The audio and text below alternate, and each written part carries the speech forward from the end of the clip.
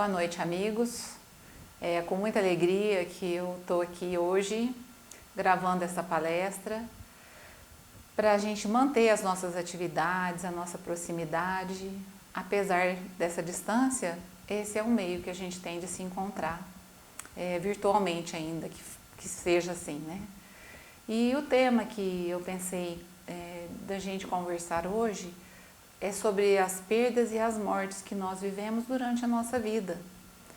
Porque, como eu estava dizendo aqui para o nosso diretor artístico aqui, quem não tem perdas e mortes no seu currículo, né? Então esse é o tema que eu pensei de trazer para vocês hoje.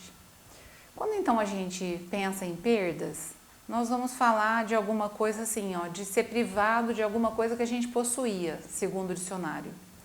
Também tem outros significados, como aniquilamento, destruição, ruína, derrota, perdição, condenação, extravio. Mas a maioria dos significados ligados às perdas são significados materiais, de coisas que, como se fossem irrecuperáveis, coisas concretas e sólidas. E mesmo a questão, quando eu estava pensando agora na questão da morte, hoje em dia é tão difícil para a medicina lidar com a morte que é como se fosse um fracasso.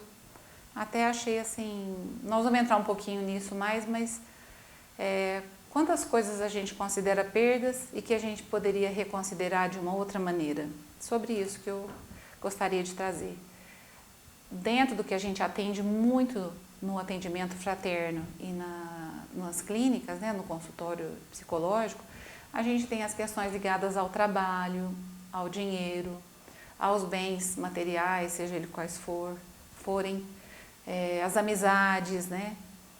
Uma perda considerada assim muito grande também são as separações, geralmente por do casal, né? Que sempre tem um sentimento mais difícil de ser superado. Porém, toda perda é sempre uma mudança.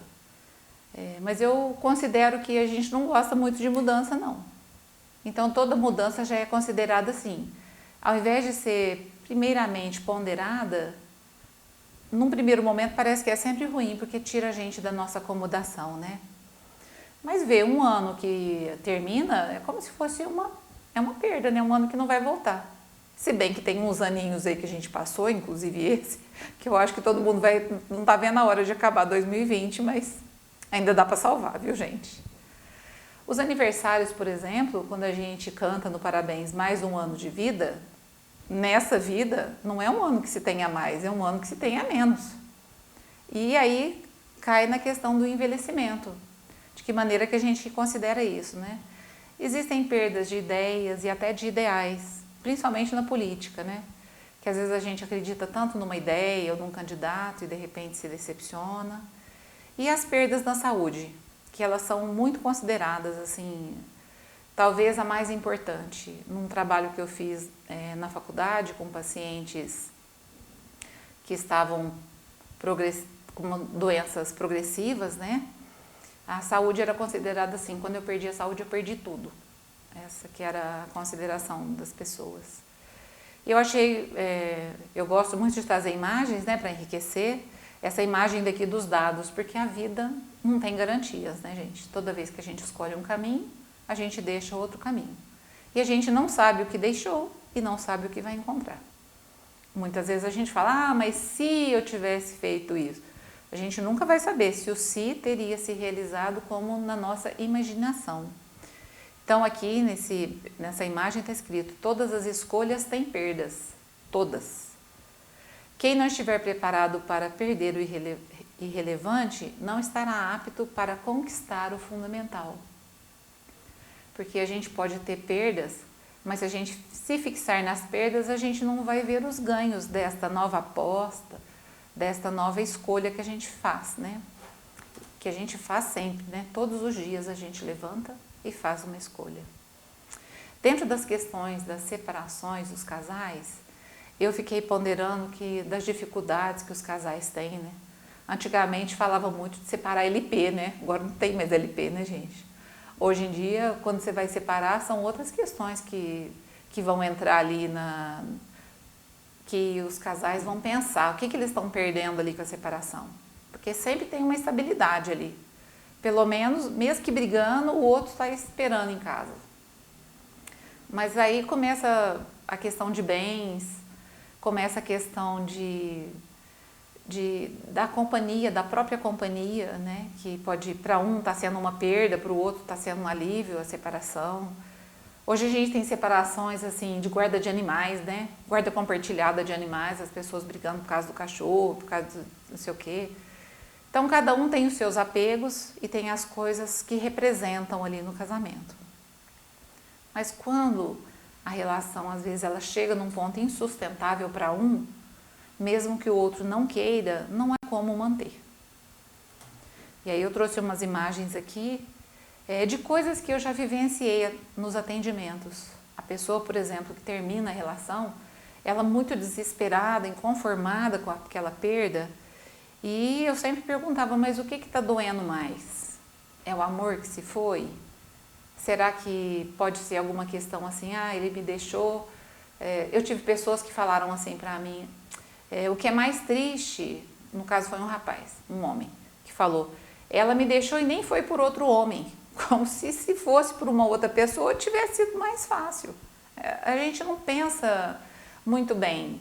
E assim, casais assim que tem medo, eu vou chegar sozinha em casa, isso para mim é muito difícil, é a parte mais difícil da separação. Então, é uma pergunta que está aqui no slide, o que dói mais na separação quando a gente não consegue superar? A gente tem que pesar isso. Será que é a rotina? Né? O que a gente está perdendo mais? Porque às vezes a gente está perdendo alguma coisa. Perdi a companhia do meu marido, por exemplo. Mas o que eu faço, eu vou perder muito mais com as minhas atitudes se eu não conseguir trabalhar para encerrar aquilo de uma maneira o mais possível harmônica. A gente vê muitos pais, muitas mães, por exemplo, jogando os filhos contra o outro. Gente, a perda é irreparável ficar jogando uma criança contra o outro parceiro. E nós nem sabemos a consequência disso no futuro. Então a pessoa às vezes perdeu uma relação na cabeça dela, já estava insustentável, mas na cabeça dela ela perdeu, e ela continua perdendo com as escolhas que ela faz. E eu vou trazendo imagens, né, que às vezes segurar firme a pessoa é mais doído do que deixar a pessoa ir. Justamente por conta disso, quanto mais a gente está lutando para manter uma situação insustentável, quanto mais a gente fica sofrendo e torcendo para outra pessoa ser infeliz, a gente está deixando de cuidar da gente para cuidar de outra pessoa. Até uma amiga me falou semana passada, mas eu torço tanto para o meu ex ter um infarto num dia bem gelado. Eu fiquei pensando, gente, por que ela quer aquele infarto num dia gelado? E eu fui procurar saber. Quer dizer, ela em vez de estar cuidando da saúde dela, ela está cuidando do outro ficar doente. E ele está vivendo a vida dele, né? E o Mário Quintana tem uma frase muito linda que fala, o amor não prende, não aperta, não sufoca. Porque quando ele vira nó, ele já deixou de ser um laço. E quem quer viver a vida no nó? Né? A gente quer viver enlaçado, entrelaçado, mas não no nó. Então, quando a pessoa às vezes comenta que ela está sofrendo muito por amor, é o momento da gente caminhar, porque aquele que ama realmente deseja a felicidade do outro, né? Às vezes um filho, por exemplo, que muda de casa, muda de cidade, que se casa, algum dos pais pode ficar muito pesaroso quando a gente deveria, eu tenho feito esse exercício todas as semanas, quando meu filho vai embora para outra cidade, de falar que bom que ele está indo feliz, que essa alegria possa também sustentar a minha alegria, porque é uma forma da gente superar essas mudanças que acontecem e que já são mais ou menos, dá pra gente prever que vai acontecer, que os filhos eles vão se casar e vão embora, mas a gente parece que fica apegado, né? A outra questão é a questão da saúde e do envelhecimento. E eu acho essa imagem muito linda, porque a gente tem um idoso aqui, que ele está ali dependendo de um equipamento externo para poder ajudar ele a andar, mas ali no fundo a gente tem as asas. Porque quem é que vai falar os limites de um idoso? Quem é que dá o limite para alguém que está doente? Isso você pode, isso você não pode, além dos conceitos médicos. Muitas vezes nós mesmos colocamos o nosso limite. E aí quando eu coloco aqui no slide a realidade versus desilusão, a gente não pode dourar a pílula. Uma pessoa que está perdendo a saúde ou que está envelhecendo, ela de fato ela tem uma perda real, por exemplo. O idoso ele pode ter uma perda auditiva importante, ele pode ter uma perda motora importante. E a gente não pode agir como se não tivesse nada, se tivesse tudo normal. O que a gente pode fazer é que potências essa pessoa ainda mantém. Quais forças ela ainda disponibiliza ainda emocionalmente, espiritualmente. Então a gente deveria estar procurando as forças e não valorizando tanto as fraquezas.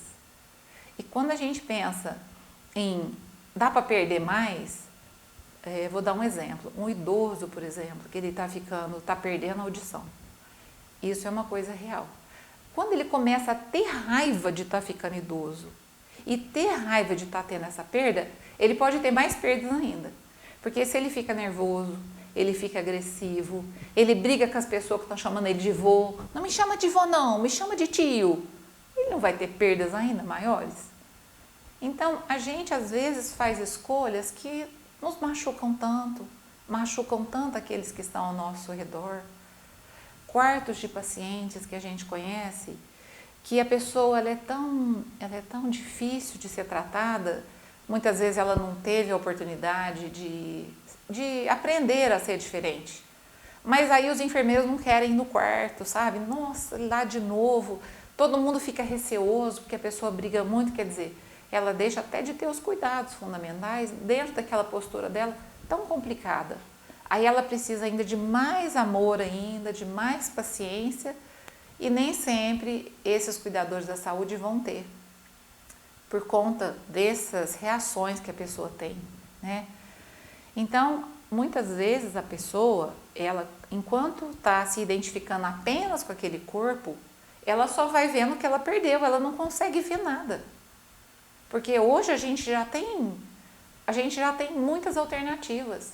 Hoje, quando a gente pensa numa doença terminal, por exemplo, antigamente era o paciente que não tinha mais nada a se fazer por ele.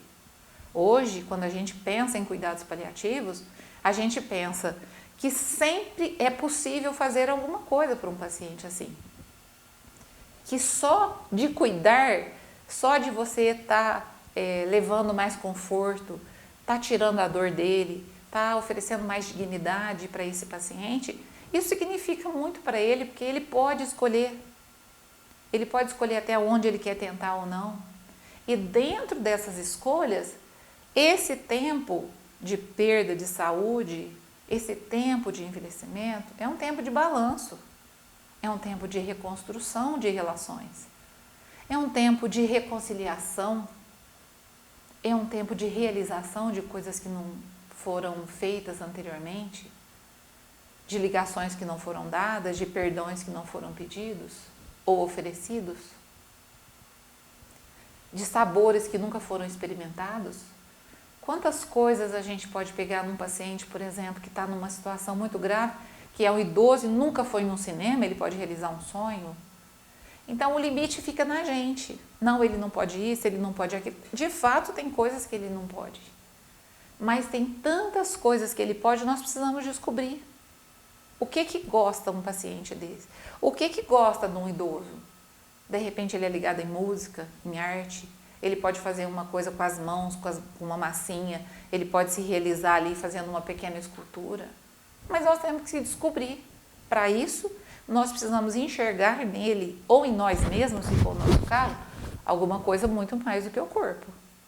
Por isso que eu escrevi aqui, a gente tem a ilusão que a gente é só o corpo. Aí a gente vai enfrentando essas situações, a gente vai tendo uma desilusão com aquele corpo. Aí a gente tem que ter uma desilusão dessa ideia para a gente poder descobrir a verdade sobre aquilo. E deixar de ficar desiludido.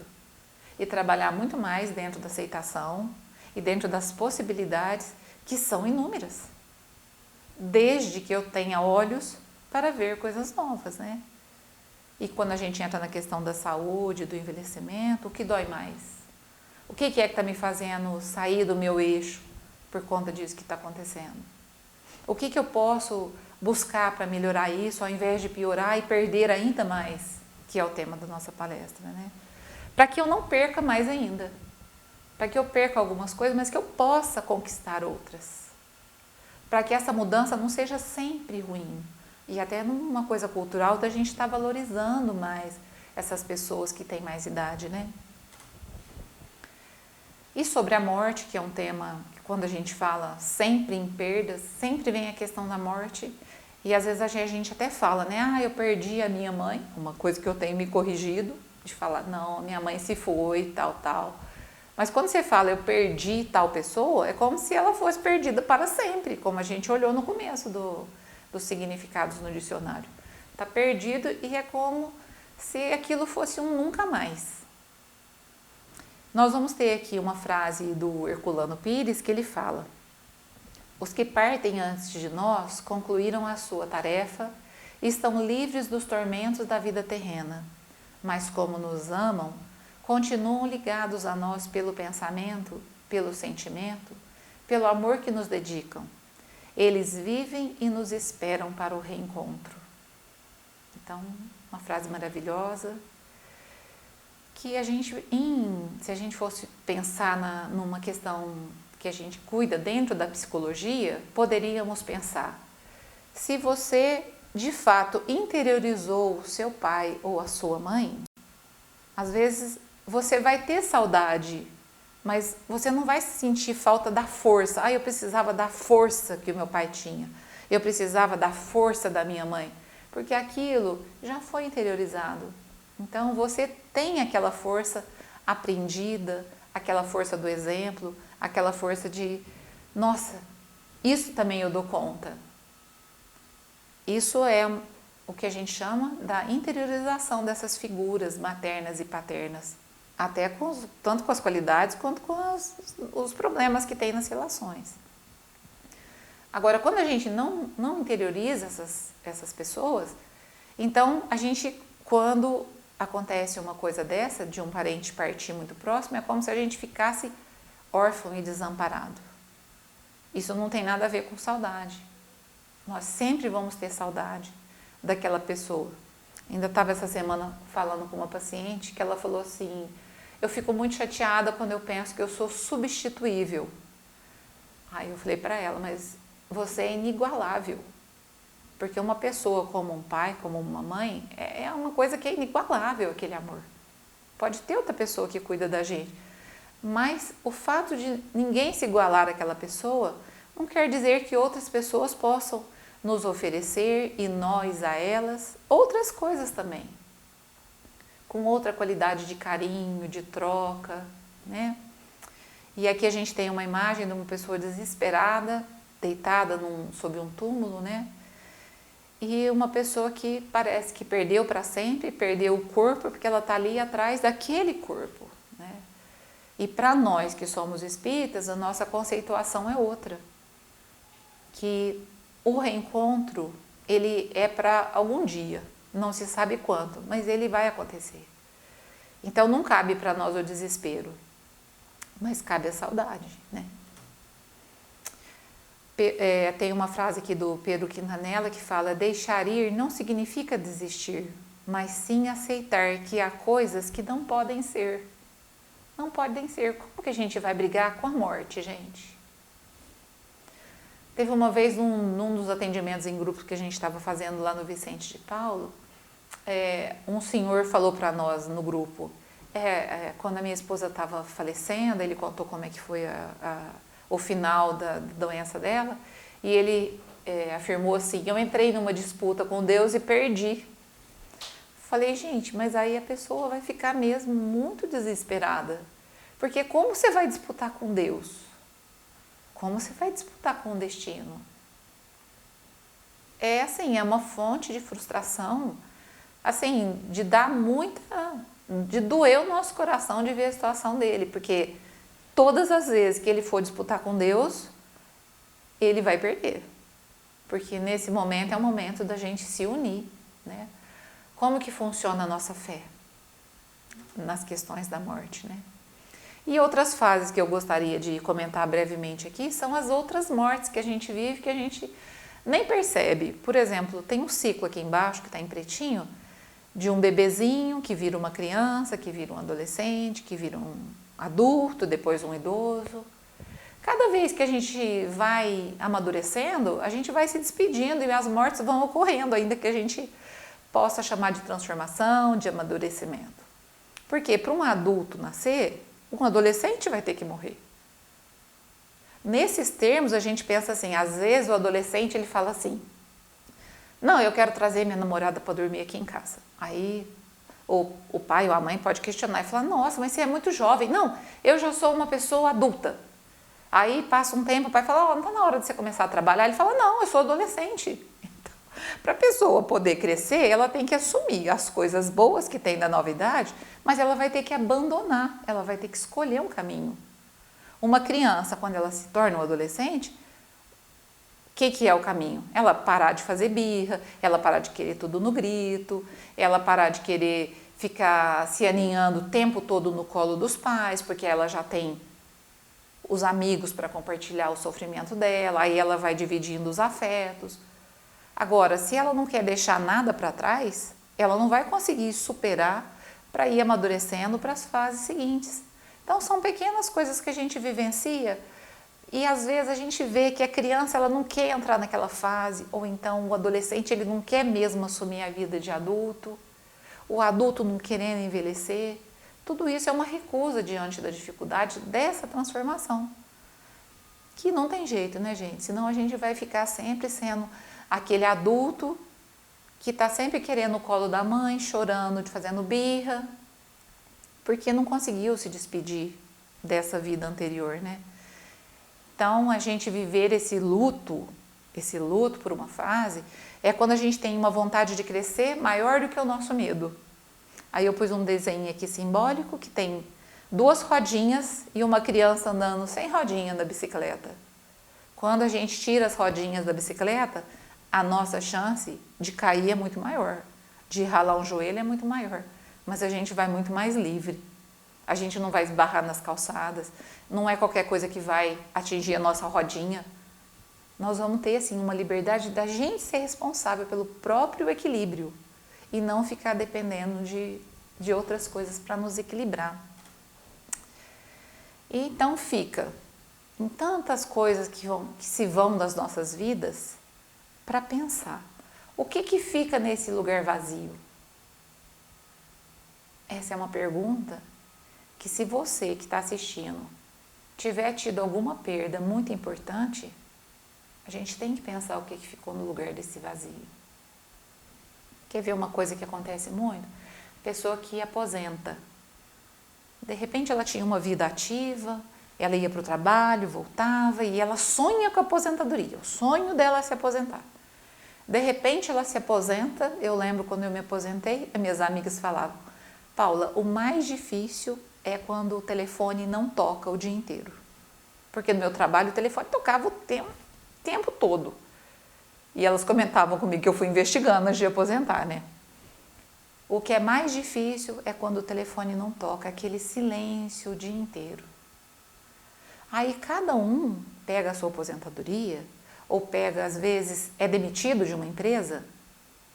Muitas vezes nós ficamos reclamando da empresa. Quando a gente é demitido, nós ficamos pensando, né? Nossa, mas naquela empresa isso era bom, mas eu tinha os amigos assim. Bom, uma vez que se instaurou ou a demissão, ou a aposentadoria, o que eu estou fazendo com aquele tempo que eu ia trabalhar, que eu voltava, que o telefone tocava? É uma coisa que a gente, agora na pandemia, é um momento assim, ó, quem saía para trabalhar está fazendo o que com este tempo que está em casa? Quem usava o tempo para visitar os pais, os tios, para abraçar e tudo, não ficou um vazio nesses abraços? O que eu estou fazendo com esses abraços? Essa é a pergunta. Alguém que eu amava partiu? E o que ficou? Aquele lugar ali, gente, ele não vai ser substituído mesmo. Não vai ter uma segunda mãe para mim, se bem que a minha sogra é minha segunda mãe, né? Mas assim, uma mãe igual a minha não vai ter. Eu tenho uma outra mãe, mas não a mesma mãe. E o que ficou no lugar daquele afeto ali? Eu tô colocando naquele lugar ali muita revolta? Eu tô colocando muita raiva ali naquele lugar? Eu tô colocando muita tristeza? Sempre chorando aquela perda? Então nós temos que pensar nisso, porque o nosso olhar tem que ser o que eu posso fazer hoje. Porque hoje não dá. Uma situação que se foi, não tem como ela ser restabelecida. Mesmo uma separação, quando há uma reconciliação, os dois já não são mais o mesmo. Aquele que foi embora não é mais o mesmo, aquele que ficou não é mais o mesmo. Tudo vai ser feito de uma outra maneira. E essa que é a pergunta para as perdas. O que ficou no lugar?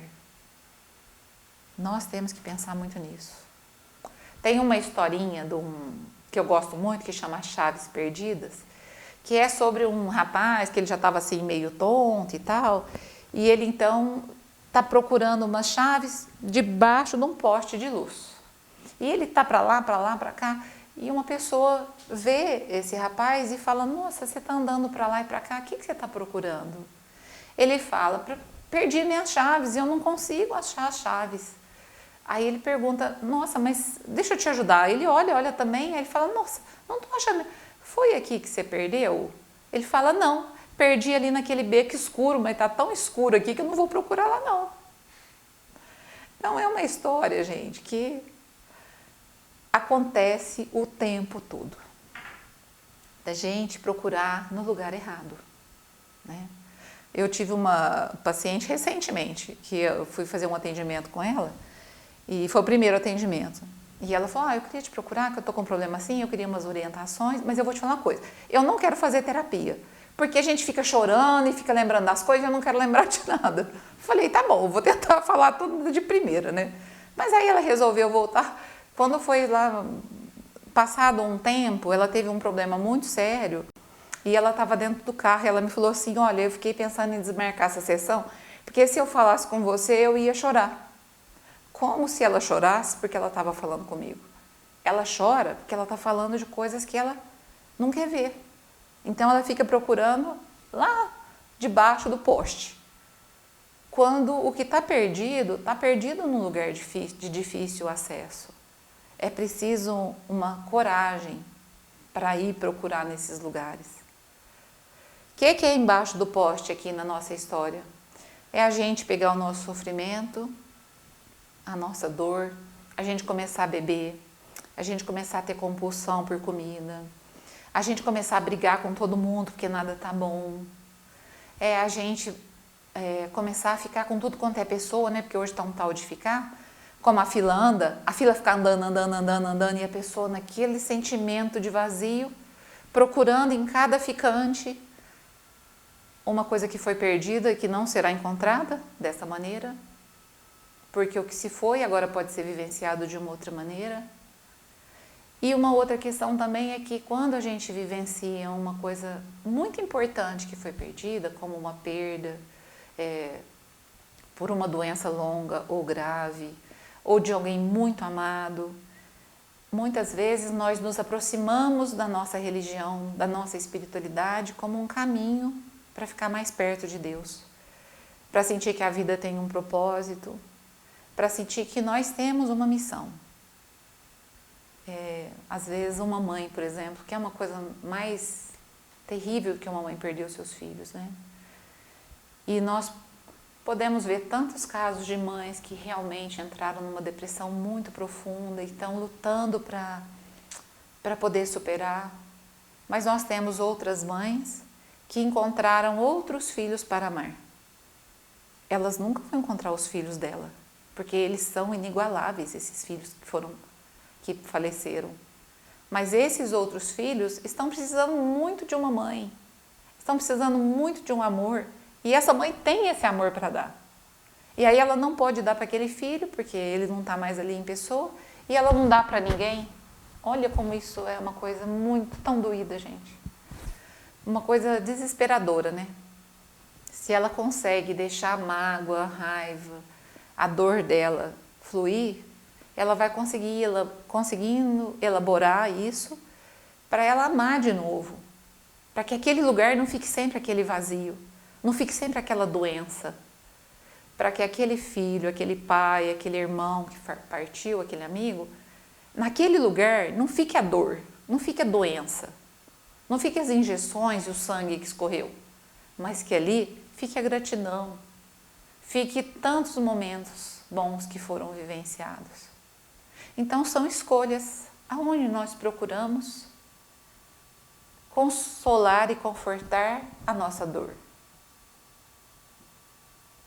Teve tantas coisas que eu gosto de contar, de uma pessoa que falou assim para mim: quando isso aconteceu, naquele dia eu briguei com Deus, nunca mais eu quis ir na religião. E a pessoa está ali lutando num processo depressivo, de ansiedade, de inconformação, de autoculpa, porque ela não conseguiu lidar com aquela situação de uma maneira que ela desenvolvesse a própria espiritualidade, ainda que não fosse através da religião, mas que ela tivesse outros encontros que fossem tão poderosos, que fossem tão amorosos como aquele, que é o caminho que nos resta, né? Nesse slide, o mundo é redondo e o lugar que parece o fim pode ser o recomeço. E eu me lembrei dessas pessoas que vivenciam essas tragédias, né? Porque nós estamos vivendo uma pandemia, mas tem pessoas que vivem tragédias literais, né, gente? Vem um furacão, a pessoa perde tudo, perde toda a família, perde todos os bens materiais, perde a saúde, ela perde tudo de uma vez só. E chega lá os repórteres com aquelas perguntas muito inteligentes, fala: o que o senhor está sentindo? Não sei o que eles esperam responder. Mas a pessoa fala: não, mas agora eu vou recomeçar. Eu estou ajudando ali a casa do fulano, estou vendo se encontra o parente, porque o meu já foi tudo. Então nós que somos espíritos, a gente sempre, diante da morte, a gente pensa num recomeço. Pensa numa outra vida, pensa num futuro de reencontro. E a gente deve cada vez mais transformar isso em realidade da nossa mente, porque eu já vi muito espírita com medo de morrer. É uma coisa assim, crê, mas não crê, não tem bem certeza, é muito bonita as palestras e tal, mas na hora H o negócio é difícil. Todos nós temos medo, mas esse pavor assim, que não pode nem pensar que já começa a chorar, eu já atendi pessoas espíritas nessa condição. Então a gente sempre pensa, tudo pode ser um recomeço. Essa pandemia é uma chance de recomeço.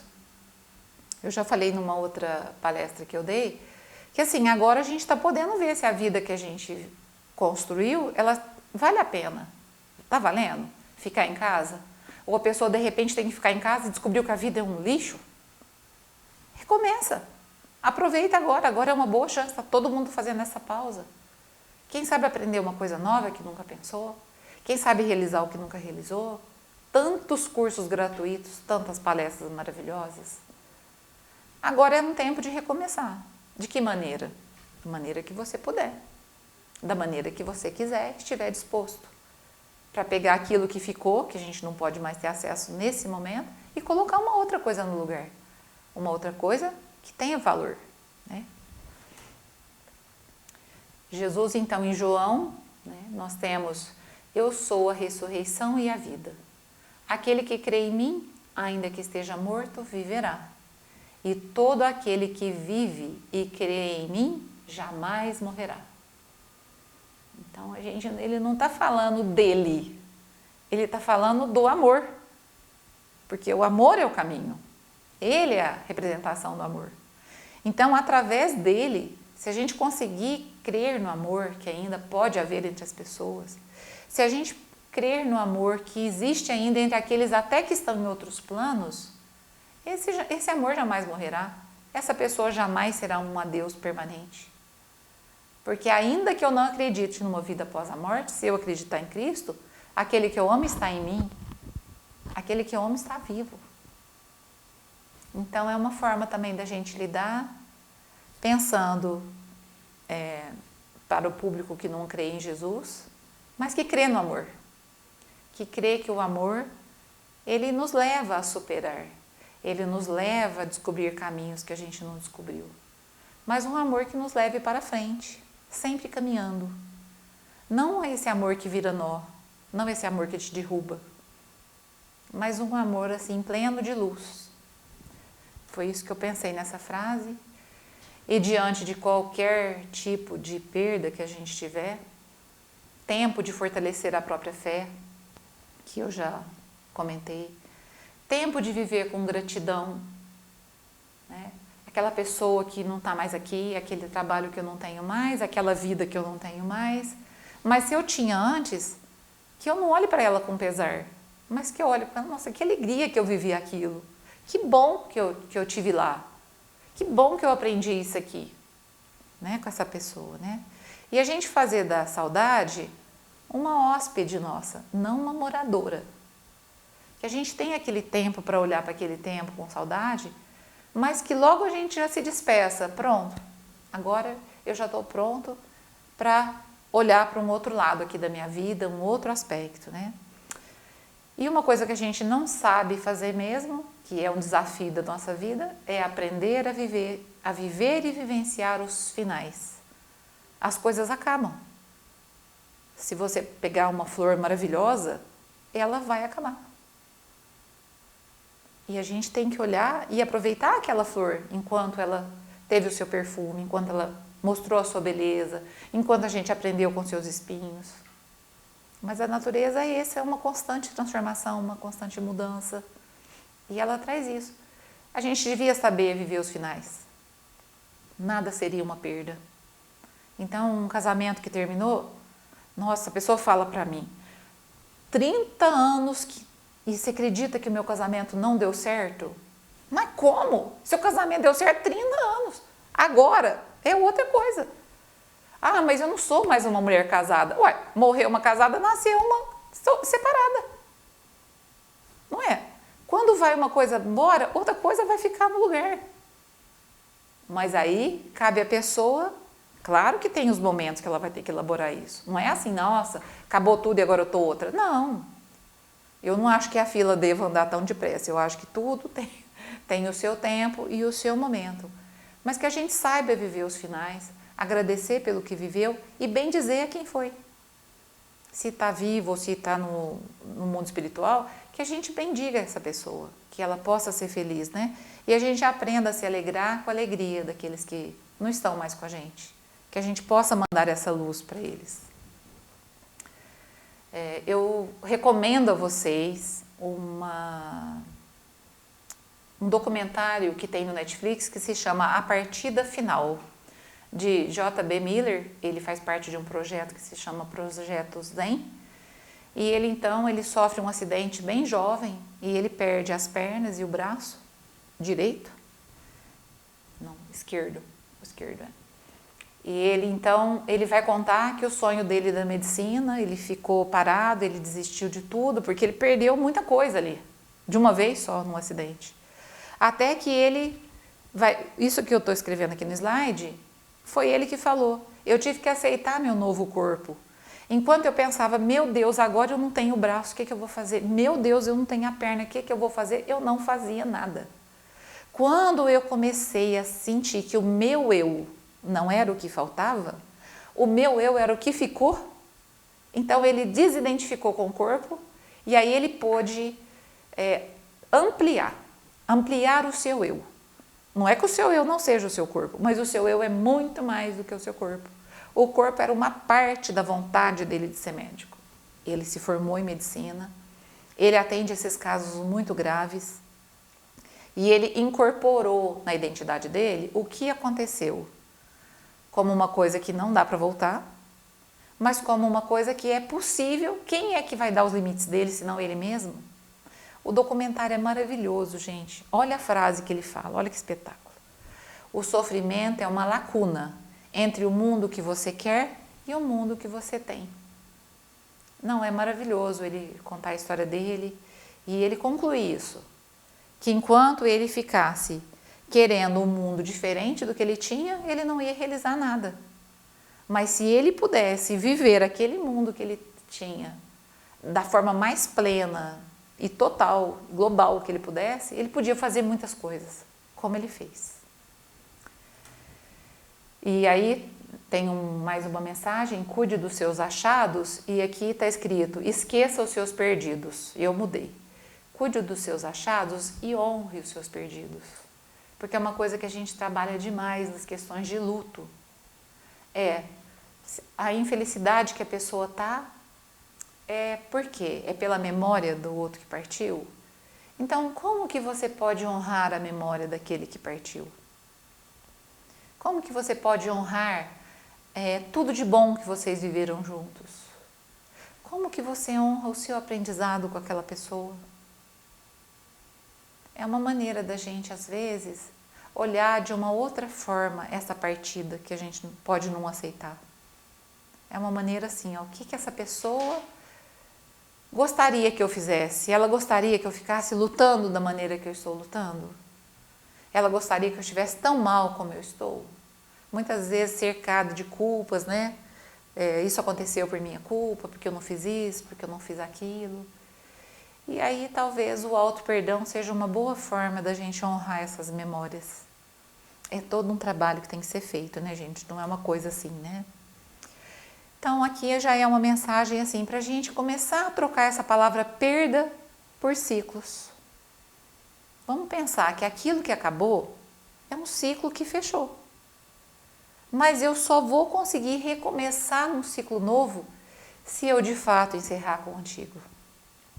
Se eu de fato olhar para trás, ver que aquilo ficou para trás, sou grata pelo que eu vivi e agora eu estou pronta para o que vem. Dá um medinho da incerteza? Claro, né, gente? Ninguém quer de ferro. A gente tem o medo do incerto que vem pela frente. Mas quanto mais eu olho para trás, que eu era segura, mais medo eu tenho. Olhar para trás não me favorece. Olhar para trás aumenta meu medo. Agora, quando eu sou grata e eu estou disposta a viver o hoje para poder olhar para o meu futuro, então eu vou falar o que eu preciso para enfrentar esse futuro desta maneira. Sem essa coisa, sem essa pessoa, sem essa condição. O que é que eu preciso? Eu pus vários ciclos aqui, ó. Ciclo de viver, de morrer, as estações da natureza, as fases da lua, que elas estão sempre se renovando. Elas estão sempre se renovando. E a metamorfose das borboletas, né? Uma borboleta para nascer, uma lagarta tem que morrer. Não é mais a mesma coisa. Então a gente fica um pouco mais aberto às mudanças. E sempre que a gente for falar de perdas, a gente não falar de perdas, falar, agora eu comecei um ciclo, sei lá, viúva. Meu marido pula dessa altura quando eu brinco, quando eu falo isso. Começar um novo ciclo agora que meus filhos não estão em casa. Como que é meu ciclo? O que eu vou fazer nesse novo ciclo de vida? Porque muda tudo, gente. No cérebro da gente muda quando você fala, nossa, perdi aquele emprego. Quando você fala assim, nossa, agora eu vou ter que programar para conseguir outra coisa. Quem sabe tem uma coisa melhor pela frente. Só vou saber se eu for lá. Se eu ficar presa lá, não vai ter uma coisa boa pela frente, né? E eu gostaria de encerrar com o Salmo 23, fazendo assim uma releitura que alguns autores trazem para nós, né? Por exemplo, na primeira frase, ela começa: o Senhor é meu pastor e nada me faltará. É assim que sempre esse salmo é recitado. Mas esses autores novos, eles vão trazer para nós uma tradução que eu acho assim valiosa, que é: o Senhor é meu pastor e não me faltará. Porque está querendo dizer, não é que nada me faltará. Não vai me faltar comida, não vai me faltar companhia, não vai me faltar emprego. Está dizendo que se Deus estiver comigo, nada vai me faltar. Porque ainda que eu esteja sentindo falta, eu vou conseguir superar aquilo. Deus estando comigo, eu sou muito mais forte, eu sou muito maior. Eu posso sofrer sim pela minha dor, mas aquilo é um momento que é possível de ser superado. Então, quando o Senhor não me falta, Ele não me falta dentro de mim. Eu estou conectado o tempo todo. Porque nós é que desconectamos. Ele está aí, ó, nas maravilhas que Ele nos coloca na nossa vida todos os dias, nas amizades que a gente tem, nos amores que a gente vive. Ele está o tempo todo aí falando da sua presença. Então vou falar esse salmo dessa maneira diferente. O Senhor é o meu pastor, não me faltará. Deitar-me faz em verdes pastos, guia-me mansamente a águas tranquilas.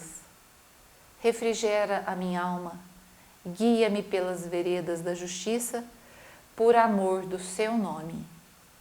Ainda que eu andasse pelo vale da sombra e da morte, não temeria mal algum, porque tu estás comigo. A tua vara e o teu cajado me consolam. Preparas uma mesa perante mim na presença dos meus atormentadores, inclusive os internos. Unges a minha cabeça com óleo, o meu cálice transborda.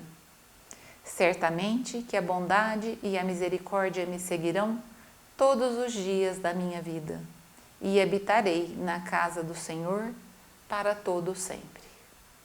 Muita paz, muita luz a todos. Se alguém tiver alguma pergunta, quiser fazer algum complemento, pode entrar no meu Face, Paula Prado Psicóloga, que por lá a gente pode trocar algumas ideias. Gratidão a todos que nos assistem e ao Rui aqui, que faz a gentileza de ceder o seu tempo, a sua casa, para dar esse cuidado para nós e para quem nos assiste. Uma boa noite.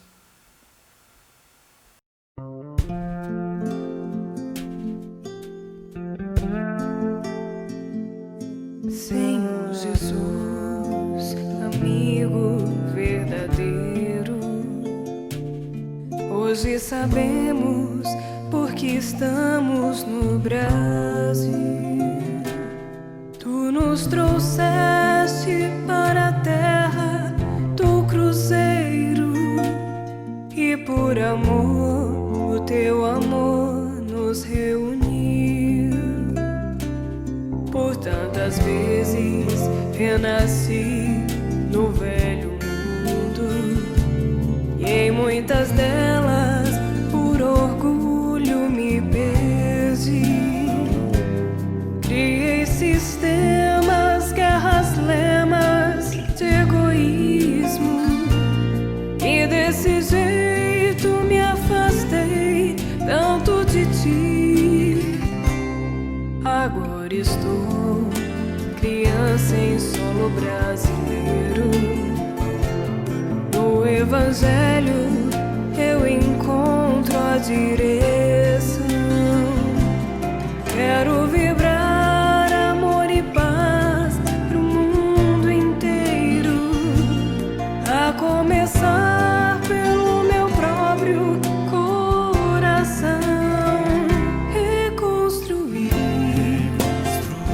meus sentimentos, lutar por dentro pra que eu possa melhorar, iluminar